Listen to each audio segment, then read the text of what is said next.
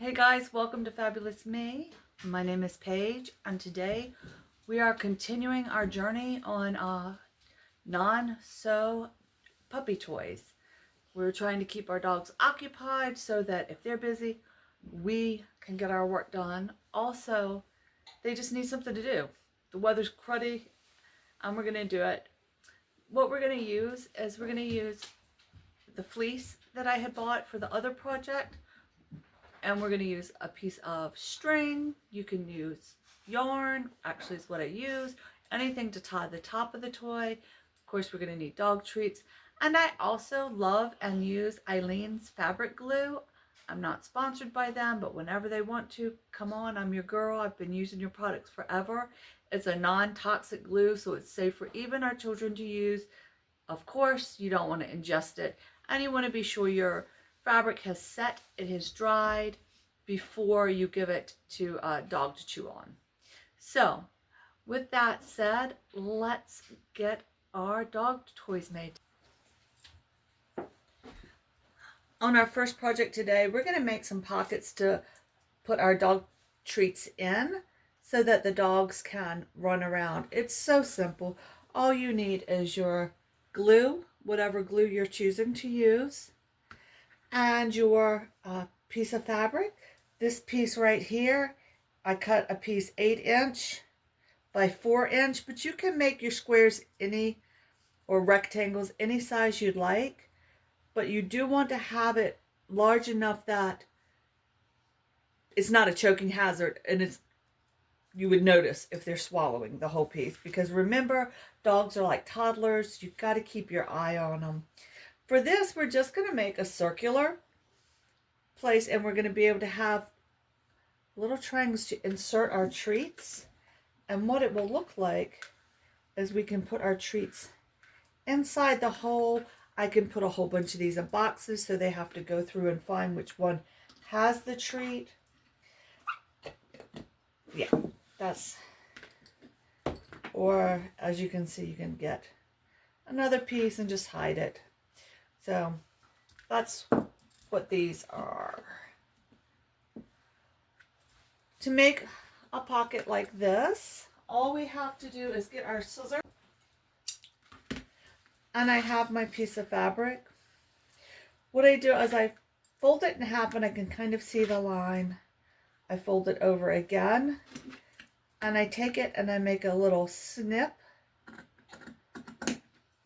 So I'm leaving about 1 inch or 2, a thumb length, so it'll have something to glue to. Then what I do is with that snip, I take it and I fold it the other direction. And I'm going to find right in the middle and take another snip. Just that simple. So now I have a little cross cut into my fabric, and I have it on the fold. First thing I do is I'm going to take my glue, and I'm going to connect.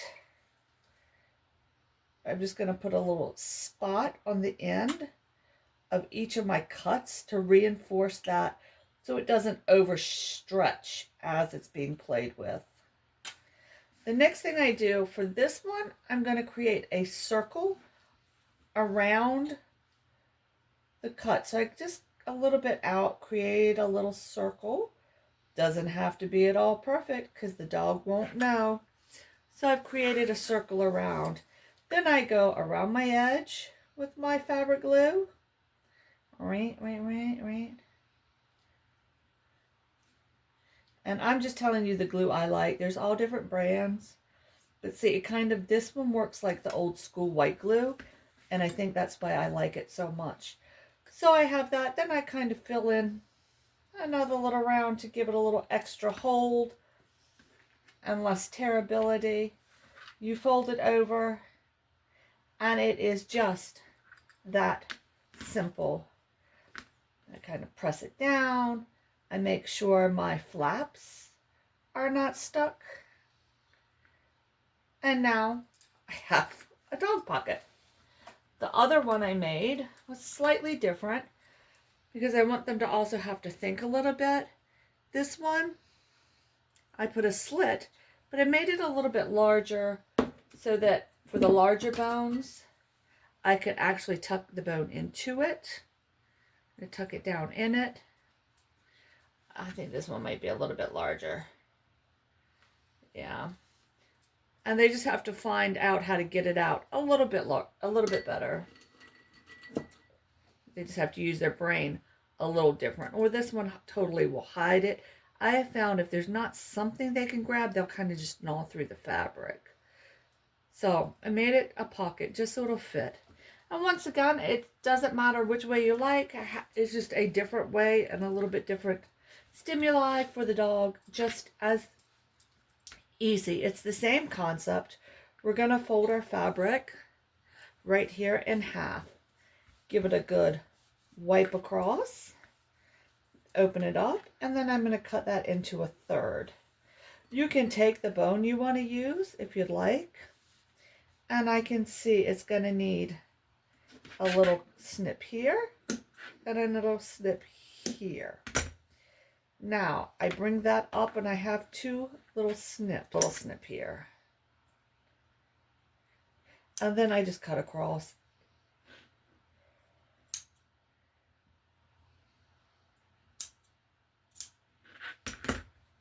There you go. I have my opening. Oh wow, I was really off. It was to there. Just like on the other one, I go ahead and I reinforce this little cut so that it just kind of gives that space a little extra. Now, this is the top of my pocket, and I want my pocket to open towards the bottom. So I go ahead and do a line of fabric glue right close to that top. Then I go ahead and make my square out of glue into the pocket shape. Doing this one a little bit deeper for a little bit larger one. Then I go back and do across the bottom, up the sides, across the top, and down the side. And there we have another pocket fold, tap, tap. Make sure this part should be fully glued down. And I want to press right here and make sure I have my little pocket isn't getting glued down. So I cut my pocket towards the fold and I glue the upper piece down. So there we go. So I can fill up a whole box of these different scraps, and I can also put just plain pieces of other scraps in the box so that the dog will kind of have to dig and find the pockets where their treats are. We let that one I just did dry there. This one that I just did there can dry there. Put those over there. Our next little real simple and fast project is a Seek and Find. I went and I got this at Walmart. I went to the fabric store before I started these projects, and I got a half a yard of fabric. My last project, and I will link the video at the end of this one, only used 2 inches of my half a yard. So what I'm doing for this project, I am taking the width that is left of that half a yard, and I'm just cutting 9 inches off of that. These are my fabric weights. I just love them. I can show you how to make them in a video if you'd like. So now I got my fabric weights set on my mat. I just used my lines to cut. The secret to cutting without a line is you have to see where you're going and where you're starting, and you look at your finish point. It's kind of like driving. You look straight ahead, and that's where your scissors will go. You just look where you want to end. And then you practice it. So I cut my 9 inches off of that remaining half a yard. And then what I'm going to do is I just take that and I fold it in half. Fleece is a stretchy fabric. So even what you get, it's never an exact amount. My first step is I like to make my loop because it makes at the end so much easier. I'm making a slip knot. So what I do is I go under and I come around. See that? Then I bring this one up.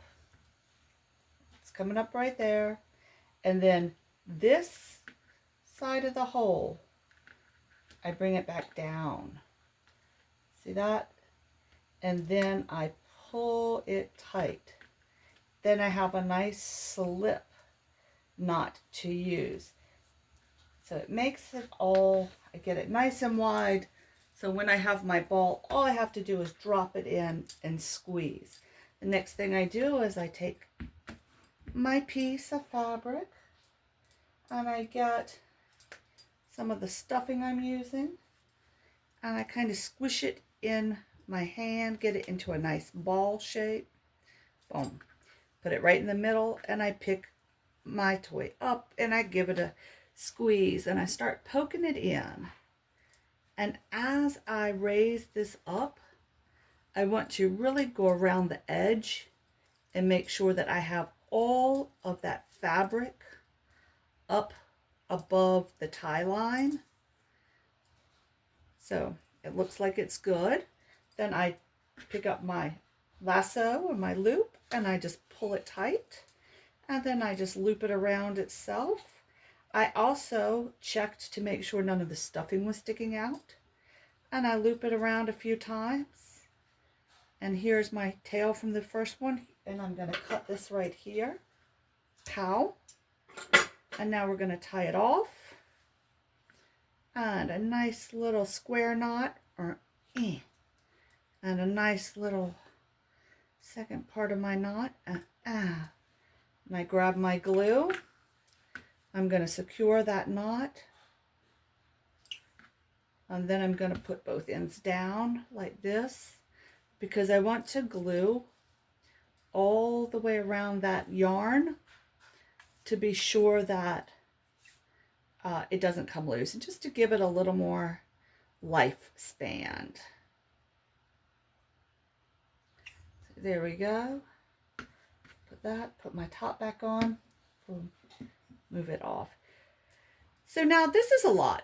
If you wanted to make some like that, you could. If you didn't want to use a tray, you can actually leave it like this and hide treats in these folds.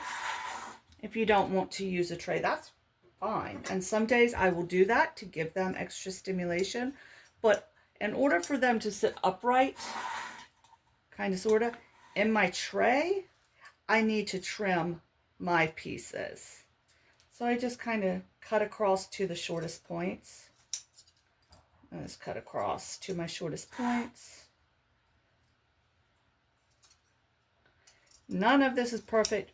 None of it has to be perfect because I'll tell you what, your dogs don't know. They don't care. All they know is they get to do some work. Yeah, still not quite how I want it. I think I still want it a little shorter. So it's kind of like a bad haircut. You just keep going until you think you have your pieces how you want them. Like I said, you can open them up in your tray or put them down. Put that aside for later. You can hide treats in the top, or you can hide treats underneath, or you can do a little bit of both, so they have to think.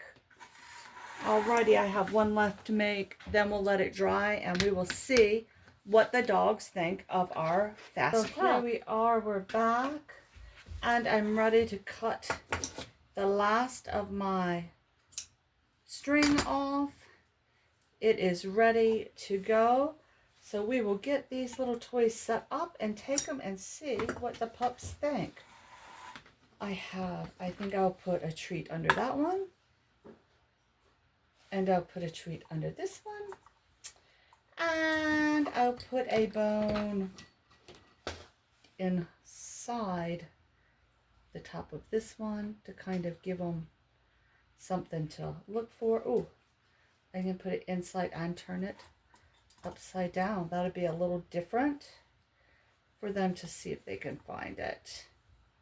So that's that one. On this other one, I'm going to go ahead and finish filling with treats, but not all of them. So I have a treat in that one. I'm going to put a little, actually, I want the harder bones for this. A little treat in that one. I'm going to leave some without treats in them and some with treats in them, and put a treat not in that one. That way they have to kind of use their nose. Put a little treat right here. And if they fall out, they fall out. They still have fun, you know? Turn it upside down. I like to give them one kind of at the top to kind of encourage them to get looking. All right. And then for this one, I think I'm going to add some larger pieces of fabric in so that they kind of have to dig around and find the piece that has their treat in it. I don't want a small. That looks good. So we have their treats buried here, and we have treats mixed in on this one.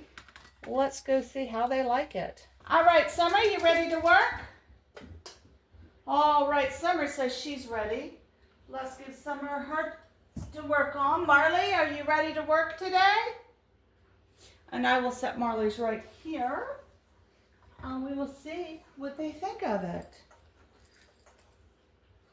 There she goes. She's pulling it out of the way. Oh, she got one.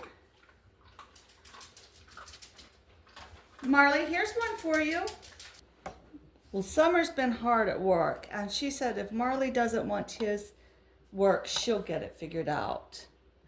Here's another one. There you go. Marley's in the game now.